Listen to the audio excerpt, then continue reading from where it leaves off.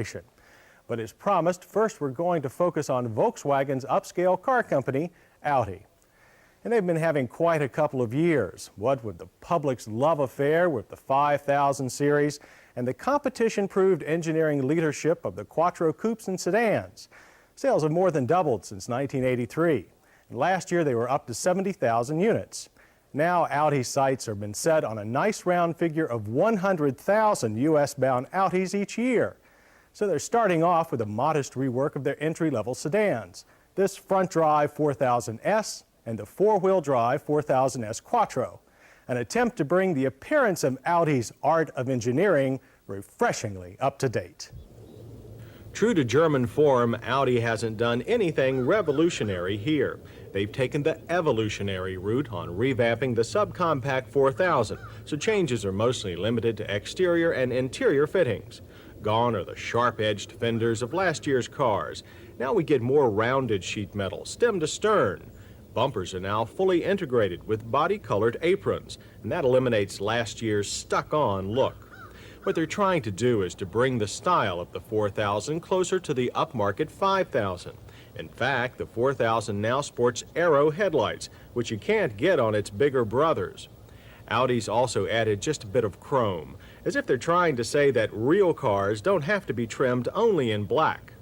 Around back, new taillights go from wall to wall, and the trunk now opens down to bumper height for easy cargo loading. You get the same integrated look on the interior, too. The dash arches rather than dives, and the speaker grills no longer just protrude above the dash top trinket tray. Fortunately, they've kept everything that was good inside the old car. They've even made it better.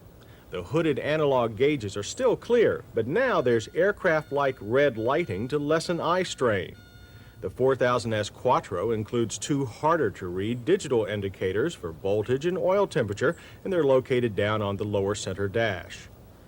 The driver's pod-mounted controls have improved shapes for quicker touch identification, and a 6-function trip computer is also available only on the Quattro. But it almost takes a trained eye to spot the differences between the 4000S and the 4000S Quattro, between the $13,950 front-wheel drive car and the $17,450 all-wheel drive car. The Quattro gets a rear deck nameplate and a spoiler. The 4000S doesn't, and that's pretty much it on the outside. But under the revamped shell, the differences are all too clear. Our 2,400-pound 4000S came equipped with Audi's revised 1.8-liter four-cylinder. Ratings for 1985 are up substantially. Horsepower jumped 16% from 88 to 102, and torque 9% from 96 to 105. This is mostly due to an electronic knock-sensing ignition system. It permits a higher 10-to-1 compression ratio. The result is a 0 to 60 acceleration time for the 4000S of 10.1 seconds. That's almost 2 seconds faster than last year's 4000. In the Quattro, changes are mostly non-existent in the engine bay this year.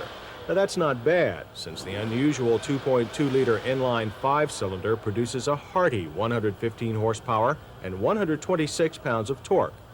That's enough to give this 2,850-pound Quattro a highly respectable 0 to 60 time of 9.6 seconds. Only this four-door Quattro is now just marginally faster than the much less expensive 4000S.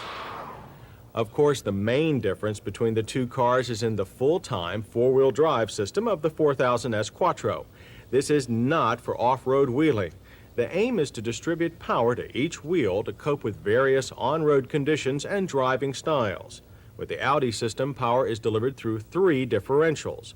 For extremely slippery surfaces, turn the new dash-mounted rotary knob and lock the center differential. This evenly distributes power to the front and rear axles. For really nasty situations, like being stuck in the mud or snow, turn the knob one more click and the rear differential locks. That provides positive traction to both rear wheels. The 4000S Quattro can start up on ice as long as at least one wheel has traction. With most four-wheel drive systems, you have to have traction on 2 or more wheels to get going. Handling on the front drive 4000S is already pretty good, but the Quattro's power to each wheel makes for extremely secure cornering. Since there are also no changes in the fully independent suspension, handling characteristics of the 85 4000S Quattro and this 84 model we drove last summer are the same. With power to all wheels, you feel both the front-heavy pushing feeling of most front drive cars and the predictable rear-wheel steering characteristics of higher performance rear drive models. The result is an amazingly neutral car that can do more things than most drivers can. But even with the very flat cornering, the Quattro still has a bearable ride, and that should appeal to a wider array of buyers than would ordinarily be attracted to performance cars. But is it worth the extra $3,500? Well, do most drivers know? To us, yes. But then we love to drive, though we do have some sense of what caring for the Quattro's 10 driveline joints can mean in potential repairs, even with Audi's 2-year warranty. In addition, the Quattro's larger and more complex drivetrain means lower fuel economy. Ratings are 18 city and 22 highway for the 4000S Quattro. That compares to 24 city and 30 highway for the front drive only 4000S, when both are equipped with the standard 5-speed manual. A 3-speed automatic is an option only on the standard 4000S. Your driving habits and pocketbook will likely dictate your choice between the two, but both of them prove that Audi continues to live up to its stay one jump ahead engineering heritage. And with that new styling, both 4000S models now have contemporary dress to match.